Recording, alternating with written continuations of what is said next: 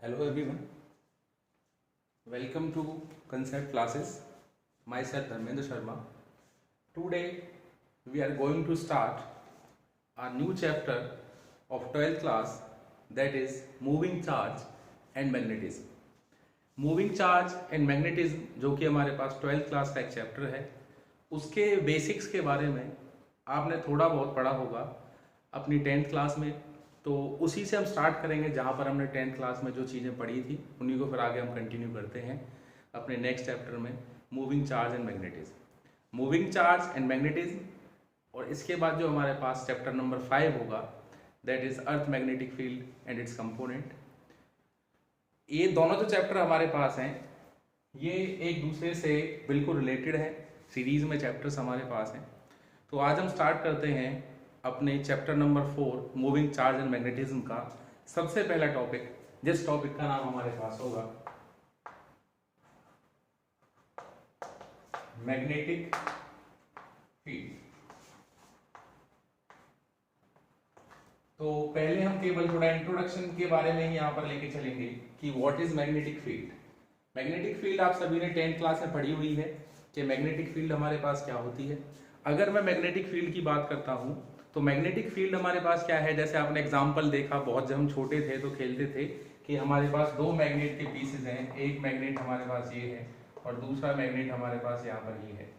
अब आप क्या करते हैं, जब दोनों मैग्नेट्स को एक दूसरे की तरफ लाते हैं, या फिर मान के चलिए ये मैग्नेट ए है, ये मैग्नेट बी है, आपने ए मैग्नेट को स्टेशनरी रखा हुआ है और जो बी मैग्नेट है उसको आप मूव कर रहे हैं ए की तरफ।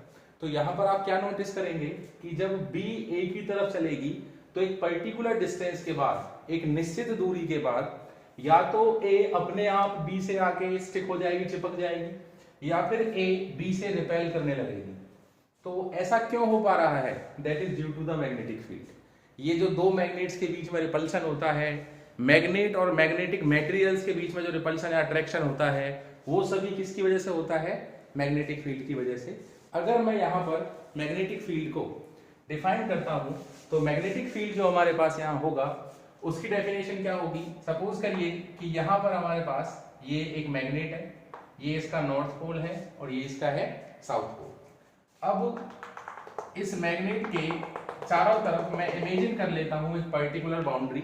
ये मैंने एक बाउंड्री जो है उसको इमेजिन किया है इस मैग्नेट के चारों तरफ। अब आप क्या देखते हैं कि सपोज करिए कि आप कोई दूसरी मैग्नेट जिसके पास भी नॉर्थ और साउथ पोल होंगे, किसी दूसरी मैग्नेट को इस मैग्नेट की तरफ लाते हैं, तो जैसे ही ये वाली मैग्नेट जो है ये इस बाउंड्री के अंदर एंटर करेगी तो ये मैग्नेट या तो इससे अपने आप जाके अट्रैक्ट होगी या फिर क्या करने लगेगी? रिपेल करने लगेगी। तो जैसे ही आप इस मैग्नेट को इस मैग्नेट के, अगर मैं इसकी नेमिंग कर दूं तो मैं सपोज करता हूं this is magnet A and this is magnet B.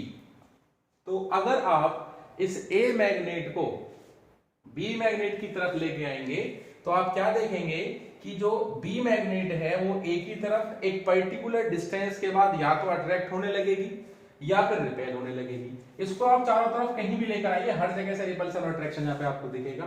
तो मैग्नेटिक फील्ड की बेसिक जो डेफिनेशन है जिसकी मैं बात करता हूं वो क्या है कि किसी भी मैग्नेट के चारों तरफ का वो स्पेस जिसमें उस मैग्नेट की, इस मैग्नेट जो बी मैग्नेट हमारे पास है, इस मैग्नेट की मैग्नेटिक फोर्स, रिपल्सन और अट्रैक्शन जो फोर्स की वजह से हो रहा है, तो इस मैग्नेट की मैग्नेटिक फील्ड फोर्स को जिस स्पेस में किसी दूसरी मैग्नेट से हम एक्सपीरियंस कर सकते हैं उसको बोलते हैं मैग्नेटिक फील्ड।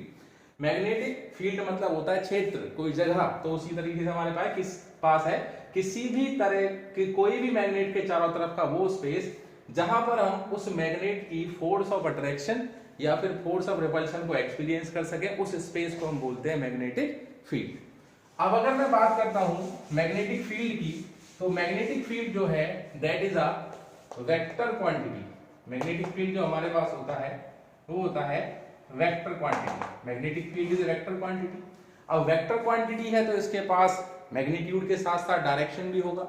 तो जो मैग्नेटिक फील्ड होता है उसका जो डायरेक्शन होता है, it is directed from north to south. जो मैग्नेटिक फील्ड है उसकी डायरेक्शन होती है नॉर्थ पोल से साउथ पोल की तरफ। आप एक मैग्नेट अगर यहाँ सपोज करके चलते हैं, 10th क्लास में आपने पढ़ा होगा, ये नॉर्थ पोल है, ये हमारे पास क्या है, साउथ पोल। तो इस तरीके से मैग्नेटिक फील्ड चलती है।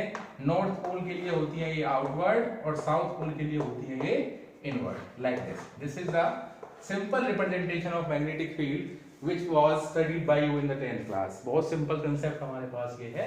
तो magnetic field is a vector quantity जिसकी डायरेक्शन होती है नॉर्थ से साउथ की तरफ। अब कोई भी फिजिकल क्वांटिटी की SI यूनिट हमारे पास होगी, कुछ बिना SI की क्वांटिटीज भी होती हैं, उनके बारे में हम बात कर चुके हैं 11th क्लास में।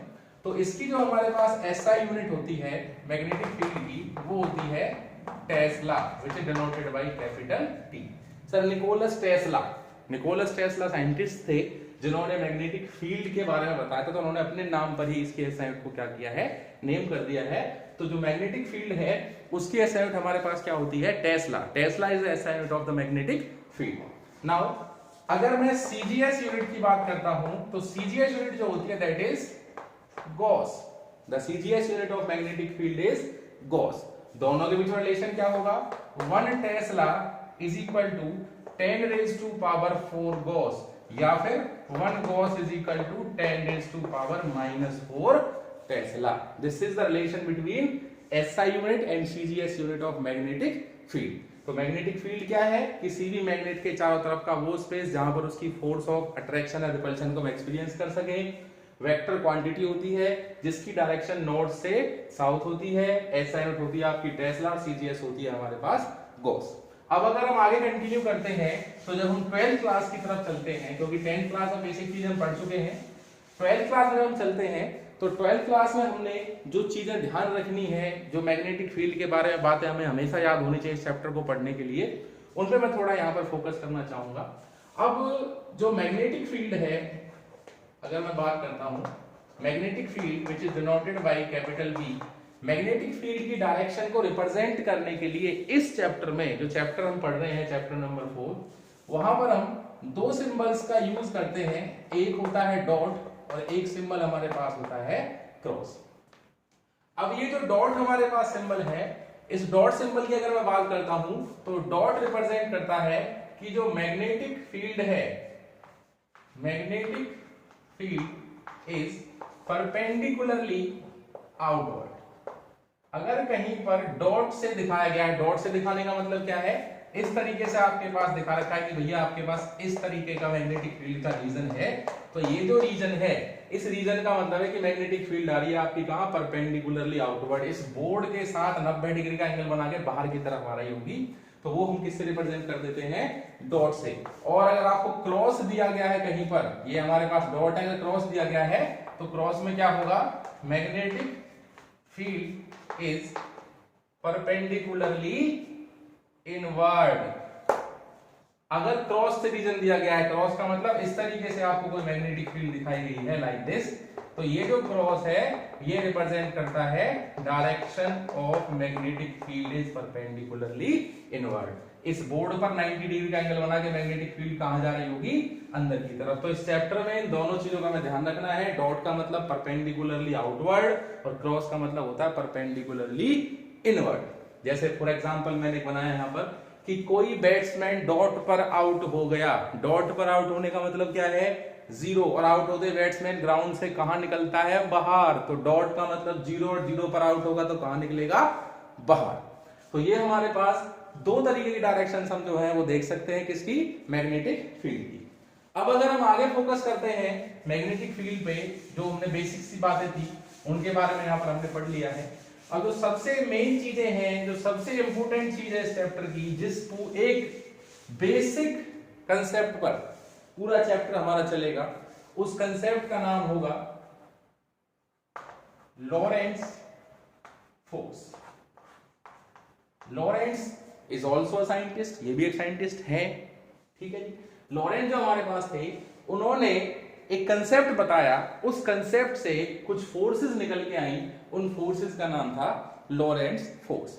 अब अगर मैं उस कंसेप्ट के बारे में बात करता हूं कि what are the Lorentz force, what is the mathematical relationship for the Lorentz force, उस सब के बारे में यहां पर हमें पढ़ना है। अब लॉरेंट्ज फोर्स क्या है, लॉरेंट्ज फोर्स पढ़ने से पहले हम एक बार थोड़ा पीछे की तरफ चलेंगे, जिन बातों को हम पढ़ चुके हैं अपने इलेक्ट्रोस्टैटिक्स में, जिनका यूज हमने करंट इलेक्ट्रिसिटी में भी किया है, उस चीज को हम थोड़ा एक बार रिकॉल करेंगे, उसके बाद हम कंटिन्यू करते हैं आगे लॉरेंट्ज फोर्स पर। हमने पढ़ा था कि जब भी किसी चार्ज पार्टिकल को, इधर द पार्टिकल इज पॉजिटिव और नेगेटिव चार्ज डजंट मैटर, जब भी आप किसी चार्ज पार्टिकल को किसी इलेक्ट्रिक फील्ड के अंदर रखते हैं तो उस इलेक्ट्रिक फील्ड की वजह से उस चार्ज पार्टिकल पे लगता था force. That means when a charge particle inside an electric field it will experience the force and the force was given by F is equal to QE. As we know, force is a vector quantity, so F is equal to QE. Q is the charge of particle. तो मैंने यहाँ पर जो charge है proton का ले रखा है, जिसपे 1 यूनिट पॉजिटिव चार्ज होता है, जिसको डिनोट करते हैं आप किससे, E से। तो यहाँ पर आप लिख सकते हैं कि जो F है that is equal to QE। ये बेसिक रिलेशनशिप हमने पढ़ा था अपने इलेक्ट्रोस्टैट्स में। F फोर्स है, Q पार्टिकल पे होने वाला चार्ज है, चाहे वो नेगेटिव या फिर पॉजिटिव है, और E जो है that is the magnitude of the electric field with direction, because vector quantity है तो यहाँ पर उसके साथ डायरेक्शन भी आपकी होगी। तो जो फोर्स होती है when a charge particle placed in a electric field it's always along the direction of electric field. इस चीज को यहाँ से हमें मिलता है। तो एक इक्वेशन मेरे पास बनी यहाँ से F is equal to QE। इसके बारे में आप सभी बहुत अच्छी तरीके से जानते होंगे जिन्होंने पिछली क्लासेस देखी हैं, चैनल पे जिन्होंने देखा है, तो ये बात मैंने बहुत अच्छी तरीके से समझाई कि F is equal to QE हमारे पास किस कंसेप्ट से होता है। अब जिस तरीके से F is equal to QE है, because electric field and magnetic field दोनों फील्ड ही है हमारे पास, तो मैग्नेटिक फील्ड के अंदर भी अगर आप एक चार्ज पार्टिकल को लेकर जाते हैं तो under the some particular circumstances, some particular conditions, the charge particle will also experience the force inside a magnetic field. But there are some particular things, जिन थिंग्स के अंदर, जिन कंडीशंस के अंदर जो चार्ज पार्टिकल है वो आपका फोर्स एक्सपीरियंस करेगा। जैसे यहां पर आप देख सकते हैं, आपके पास चार्ज होना चाहिए और इलेक्ट्रिक फील्ड होनी चाहिए, तो आपकी वहां पर फोर्स जो है वो लगेगी। मगर जो मैग्नेटिक फील्ड के अंदर फोर्स लगता है उसका फॉर्मूला होता है, force is again vector quantity, F is equal to Q V cross B। अब कुछ टर्म से तो आप पहले ही वाकिफ हैं, F is stand for force, Q is the charge, B is the magnetic field and V is the velocity of the charge particle. V is equal to velocity of the charge particle। तो जो हमारे पास V यहां पर है वो charge particle की है velocity. अब चार्ज पार्टिकल की जो वेलोसिटी है आप देख सकते हैं कि जो फॉर्मूला है उसमें लिखा है F is equal to Q V cross B, cross product है, तो आप इसको सॉल्व करेंगे तो फॉर्मूला आएगा F is equal to QVB sin theta. ये कंसेप्ट हमारे पास कब का है, जब चार्ज पार्टिकल मैग्नेटिक फील्ड के अंदर है, और ये कब है, जब चार्ज पार्टिकल किसके अंदर है, इलेक्ट्रिक फील्ड के अंदर, जो पिछले वाला हमने रिकॉल किया। तो फॉर्मूला बन गया कि जब भी कोई चार्ज पार्टिकल आपका मैग्नेटिक फील्ड के अंदर रहेगा with some velocity, then the force is given by F is equal to QVB sin theta. Now sin theta is the angle between two physical quantities. sin theta किस किस के बीच का angle होगा, आप देख सकते हैं क्रॉस प्रोडक्ट जो है वो वेलोसिटी और मैग्नेटिक फील्ड के बीच में है, तो sin थीटा जो होगा वो एंगल आपका बनेगा direction of the velocity and the direction of magnetic field. Velocity की डायरेक्शन क्या है और मैग्नेटिक फील्ड की जो डायरेक्शन है उनके बीच में हमारे पास जो एंगल बनता है वो होता है हमारे पास sin थीटा। अब यहां पर आप देख सकते हैं एज जो sin थीटा है is maximum when theta is equal to 90 degree. तो अगर आप थीटा की जगह यहां पर 90 रख देते हैं तो QVB sin 90, sin 90 की वैल्यू कितनी होगी 1, तो F इज इक्वल टू क्या होगा QVB। मतलब कोई भी चार्ज पार्टिकल जब मैग्नेटिक फील्ड के अंदर मोशन करेगा तो उस पे लगने वाली फोर्स मैक्सिमम कब होगी, जब चार्ज पार्टिकल की वेलोसिटी और मैग्नेटिक फील्ड की जो डायरेक्शन है उसके बीच का एंगल रहेगा 90 degree. For example charge particle इस तरफ जा रहा है, इस तरफ, जिस तरफ मेरी फिंगर है, और मैग्नेटिक फील्ड इस तरफ, तो इन दोनों में कितने का एंगल बन रहा है 90 डिग्री का। जो मैग्नेटिक फील्ड की वजह से फोर्स लगेगा चार्ज पार्टिकल वो क्या रहेगा हमारा मैक्सिमम। दूसरा केस मिनिमम का है। मिनिमम आप जानते हैं कि अगर थीटा कितना हो आपका 0 डिग्री या फिर 180 डिग्री तो एफ इक्वल टू क्या बन जाएगा QVB sin 0 डिग्री और sin 180। sin 0 180 दोनों की वैल्यू कितनी होती है 0, तो नेट फोर्स कितना होगा 0। इसका मतलब क्या है मैग्नेटिक फील्ड इस तरफ है जिधर फिंगर्स हैं, चार्ज पार्टिकल या तो इसी की डायरेक्शन में जा रहा है 0 डिग्री का एंगल, या फिर इसके अपोजिट आ रहा है तो 180 डिग्री का एंगल। तो दोनों केसेस में कोई भी फोर्स हमारे चार्ज पार्टिकल के ऊपर नहीं लगेगी। तो यहां पर मैंने बात करी अभी कि इलेक्ट्रिक फील्ड की फोर्स दी जाती है Q इंटू में E से, मैग्नेटिक फील्ड की फोर्स दी जाती है QV क्रॉस B से। अब ये लॉरेंट्ज फोर्स कहां है जिसके बारे में हम यहां पर चर्चा कर रहे हैं। तो लॉरेंट्ज फोर्स क्या है, लॉरेंट्ज फोर्स हमारे पास वो फोर्स है जो किसी चार्ज पार्टिकल पर जब लगती है, जब चार्ज पार्टिकल किसी एक ऐसे रीजन में हो जिस रीजन में मैग्नेटिक फील्ड और इलेक्ट्रिक फील्ड दोनों प्रेजेंट हो। दैट मींस जो लॉरेंट्ज फोर्स है वो क्या है force due to electric field plus force due to magnetic field. अकेली मैग्नेटिक फील्ड की फोर्स को भी आप लॉरेंट्ज फोर्स कह सकते हैं, क्योंकि अगर कहीं इलेक्ट्रिक फील्ड 0 है तो मैग्नेटिक फील्ड की फोर्स भी आपकी लॉरेंट्ज फोर्स बनेगी। तो F is equal to electric field की फोर्स क्या थी F is equal to QE plus में F is equal to QV cross B। ये हमारे पास रिलेशन बना। मैंने भी बताया आपको इलेक्ट्रिक फील्ड का फॉर्मूला, मैग्नेटिक फील्ड का फॉर्मूला हुआ तो net force F is equal to Q क्या बनेगा हमारे पास E प्लस में V क्रॉस B। ये हमारे पास कंडीशन बनती है लॉरेंट्ज फोर्स के लिए कि लॉरेंट्ज फोर्स हमारे पास क्या होती है। तो this is the relation, mathematical relation for the Lorentz force. तो लॉरेंट्ज फोर्स हमारे पास क्या हो गई है कि जब किसी चार्ज पार्टिकल को आप किसी ऐसे स्पेस में रखें जहां पर इलेक्ट्रिक फील्ड और मैग्नेटिक फील्ड दोनों प्रेजेंट हो तो उस समय जो फोर्स एक्सपीरियंस करता है चार्ज पार्टिकल उसको आप बोलते हैं लॉरेंट्ज फोर्स। अब अगर मैं यहां पर बात करता हूं लॉरेंट्ज फोर्स के कंसेप्ट के बाद कि भाई लॉरेंट्ज फोर्स की एप्लीकेशन क्या है, प्रैक्टिकल एप्लीकेशन के बारे में हम बात करेंगे यहां पर, तो वो हम करेंगे नेक्स्ट क्लास में। तो आज के लिए हमारे पास टॉपिक था मैग्नेटिक फील्ड एंड लॉरेंट्ज फोर्स। अब लॉरेंट्ज फोर्स के बारे में अगर यहां पर मैं कंडीशन लेके चलता हूं, हमने कह दिया F is equal to FE plus FB मतलब force in electric field plus force in magnetic field. तो अगर कहीं पर वेलोसिटी और मैग्नेटिक फील्ड दोनों एक दूसरे के पैरेलल हैं तो उस केस में लॉरेंट्ज फोर्स तो होगा मगर जो ये मैग्नेटिक फोर्स है उसकी वैल्यू कितनी हो जाएगी 0। मैंने बताया आपको यहां पर कि V क्रॉस B मतलब जो एंगल है वो किसके बीच में होगा, direction of velocity and direction of magnetic field. अगर दोनों के बीच में एंगल 0 डिग्री या फिर 180 है तो मैग्नेटिक फोर्स खत्म हो जाएगा, केवल कौन सा फोर्स रहेगा इलेक्ट्रिक फोर्स। अगर चार्ज पार्टिकल रेस्ट में है, रेस्ट में मतलब वेलोसिटी कितनी हो जाएगी 0, तो भी मैग्नेटिक फोर्स रहेगा, केवल कौन सी रहेगी हमारे पास इलेक्ट्रिक फोर्स। तो ये हमारा कंसेप्ट था लॉरेंट्ज फोर्स के बारे में। अगली क्लास में हम बात करेंगे इस लॉरेंट्ज फोर्स की प्रैक्टिकल एप्लीकेशन के बारे में।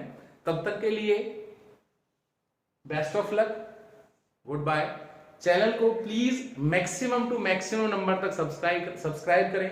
बहुत कम सब्सक्राइबर अभी हमारे पास हैं, तो आप प्लीज सभी हेल्प करें, हमारी चैनल को सब्सक्राइब करें, लाइक करें, शेयर करें, कमेंट्स करें।